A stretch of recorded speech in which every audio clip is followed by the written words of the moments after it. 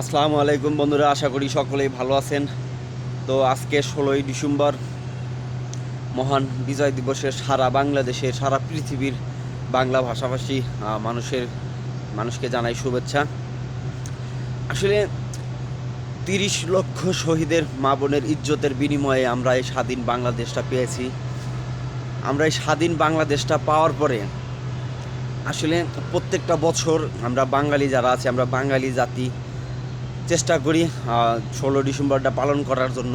আসলে উৎসবের একটা দিন, এই দিনেই আসলে বাংলাদেশটা স্বাধীন হয়েছিল, এই জন্য সকল বাঙালিরা আসলে উৎসব পালন করে।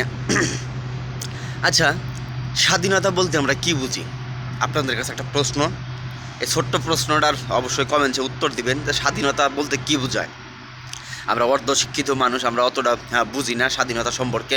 আপনি একটু কমেন্টে ব্যাখ্যা জানায়েন।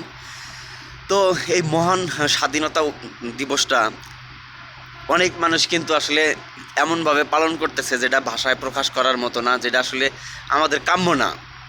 আমরা আসলে এই দিনটা উৎসব করি, উৎসবও করি, আবার যারা জ্ঞানী মানুষ তারা কিন্তু শোকও পালন করে। কারণ 30 লক্ষ মানুষ শহীদ হওয়ার পরেই এই স্বাধীনতাটা পেয়েছিল বাঙালিরা।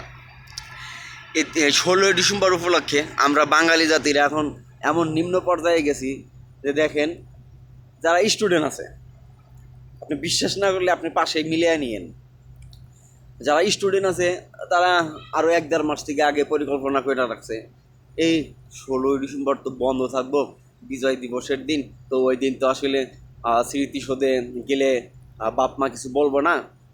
তো গার্লফ্রেন্ড যারা আছে, প্রেমিক প্রেমিকা যাদের আছে, অবৈধ সম্পর্ক যাদের আছে, পরক্রিয়ায় লিপ্ত যারা, তারা কিন্তু মহা খুশি।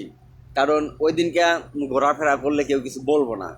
স্বাধীন, স্বাধীন দেশ বাংলাদেশ স্বাধীন হয়েছে 16 ডিসেম্বরে, আমরা তো স্বাধীন, কেউ আমাদের কিছু বলবে না, আমরা চিপাই চাপাই যাবো, কত জায়গায় যাবো, কেউ কিছু বলবে না। তো এই 16 ডিসেম্বরে আমি যখন স্টুডেন্ট লাইফে গেছি, যাই দেখছি কিছু কিছু আছে গেছে গা বেড়াইতে নিয়ে, ঘুরতে গেছে গা, মজা সারাদিন মস্তি করে রাত্রে বাসায় ফিরছে। আবার সন্ধ্যার পরে বন্ধু বান্ধবের কাছে আইসা এটা ওই সব আড্ডা, সারাদিনে কি করলো না করলো এটাই ব্যাখ্যা দিয়ে বেড়াইবে।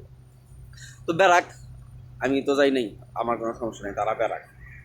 তারপরে যারা মনে করেন মালখোর আছে, নেশাখোর আছে, এদের কি পরিকল্পনা করে রাখে, 16ই ডিসেম্বরের দিন খুশির দিন, আনন্দের দিন, তাইলে আমরা আনন্দ ফুর্তি করবো না কিসের জন্য, তাইলে আমরা মালটালের ব্যবস্থা করি হ্যান তেন।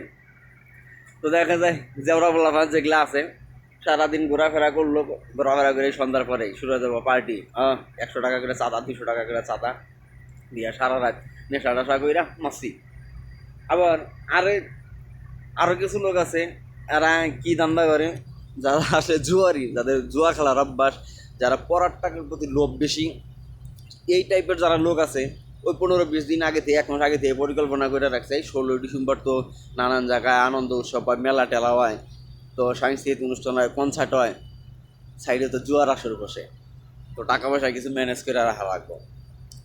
কী করে, যেমনি হোক ধান বেচা হোক, চাল বেচা হোক, চুরি সাশ্রামি করে হোক, যেভাবে হোক টাকা পয়সা ম্যানেজ করে রাখে। ম্যানেজ করে রাখার পর দেখা যায় বিকালবেলা শুরু হয়ে যায় জুয়া খেলা। সেই খেলা খেলতেছে, কিছু টাকা কেউ জিততেছে, কেউ হারতেছে, কারো মাথায় হাত, কারো বুকে হাত, কেউ কান্নাকাটি করতেছে, আবার কেউ হাসতেছে, কারণ যে লাভ হয়েছে তার তো হাসবই। তো আসলে স্বাধীনতা দিবসটা মানুষ আসলে এরকমভাবে পালন করে, আসলে এরকমভাবে পালন করা ঠিক না।